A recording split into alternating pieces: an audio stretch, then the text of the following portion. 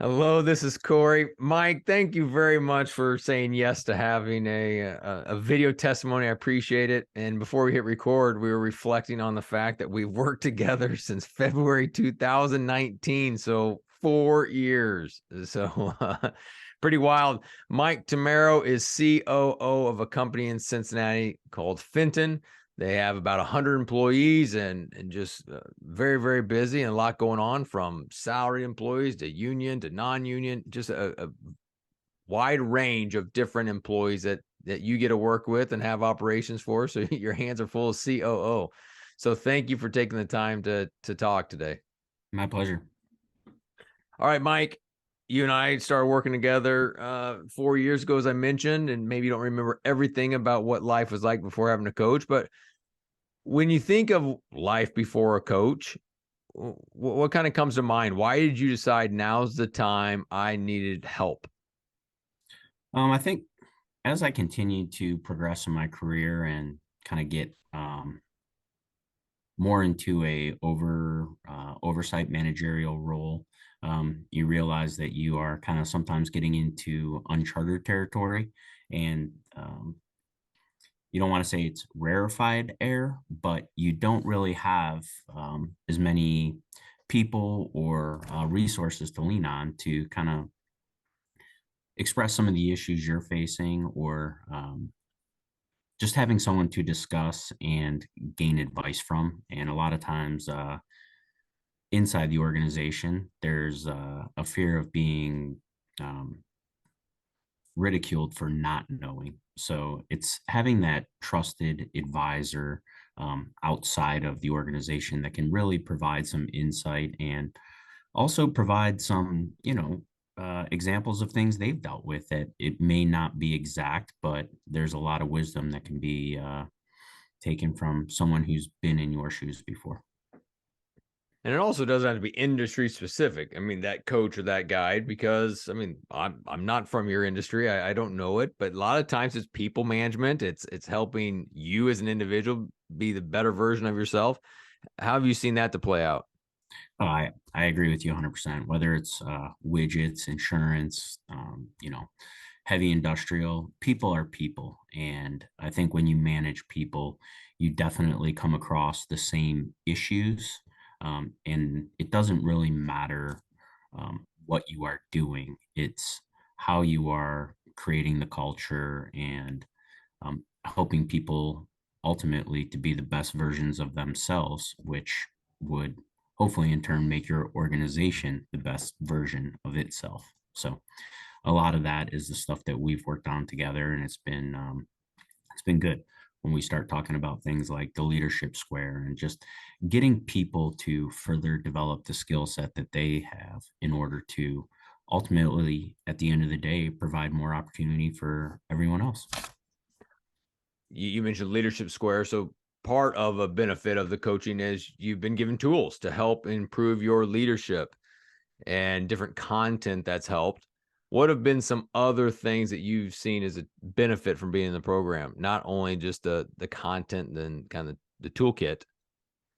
I think it is sometimes you inherently understand things or you know things, but you really don't have the process in order to see how it plays out. So yeah, everyone wakes up and they say, "Well, I want to be a good manager, or I want to help people get better," but most people resort to either one or two strategies. They want to be the slave driver where they just want to stand behind people and do this, do that, or in my case, where you try and do everything yourself, right? You think that I have to do this, I have to do that. So we've worked on a lot of tools of delegation, for example, figuring out, okay, let's structure our day and figure out what tasks are actually necessary for me in my role and what things can be delegated out and followed up on to make sure A, they're still getting done, but B, we are allowing ourselves to spend time working on the business instead of working in the business. And that's been a big struggle for me that you've helped me to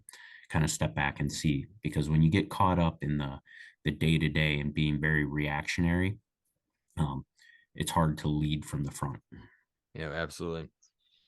So, Mike, for you, what's been it may be hard to even answer the question because it's been a while we've worked together and gone through a lot, both with the growing business and you throw in COVID, you throw in all the pieces we've been Right. on the journey for. But what would you say is maybe one, two of the greatest impacts that coaching has done for you? I think accountability and follow up. Um, Before I started working with you, a lot of it was me trying to figure it out on my own. You know, you can read or listen to every leadership book out there, or you can go through different breakouts or sessions, but ultimately it takes a lot to implement that and then continually follow up on that, and having you be there with me to constantly you know revisit and discuss. So what are we doing? What did you do? What we've talked about? And it makes a big difference because for me personally, it's very easy to read something, get all excited about it, and then 3 weeks, 4 weeks later, there you are back into the day to day grind, and it's like, yeah, that was a really good book, but I don't have time to try and figure this out and implement it myself. Where having you as a coach has been okay. Well, we have our meeting, and these are the things we're working on, so it helps to keep it in the forefront and in front of me to continually work on it. Yeah, I'm smiling because I know I've had bosses before where it's like, well, they must have read a new book where they got this new idea, and then 3 weeks go by, and then they read a new book, and it's like, here's a new idea, and at least with us, it's just say it's consistent. Let's keep going back to these particular tools because they work day in day out, and I so would I would say that is 100%, maybe not the biggest, but one of the biggest advantages, and um, positive things about having a coach is constantly having that soundboard, but also that accountability and just learning and sticking with what the plan is. And that's what you've helped me to do is develop the plan. yeah.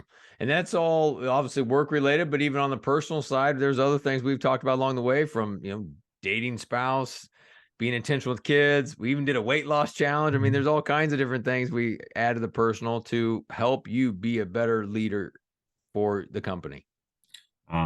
I think it's funny when I was interviewing and looking for a coach. Um, you only think of it in a business sense. So you're like, well, what is this person going to be able to do to help me? And that's what differentiates you from the FMIs, the Vistages of the world, is that when you have what, the five capitals, the things we work on, right? So it's not just what is going to make me a better leader from a business sense, but being a better person. Personal growth is huge to being able to lead people in the business sense. So having, the spiritual, the financial, the relational, the intellectual, and the financial piece of it makes me a better person so that I can be a better leader to my people. Oh, that's awesome. Well, as we wrap up, Mike, anything that you would say just in closing to anyone who's thinking about hiring a coach? Do it. Um, it will impact your life in a positive manner, be it work or personal. Um, there is no harm in trying it. And I think I am 4 years into it. I think it's working for me. So That's right. Hey, cool. Well, thank you so much. Thanks for the friendship. Thanks for the business. And thanks for being a part of my life and this thank video you. testimony. No, thank you.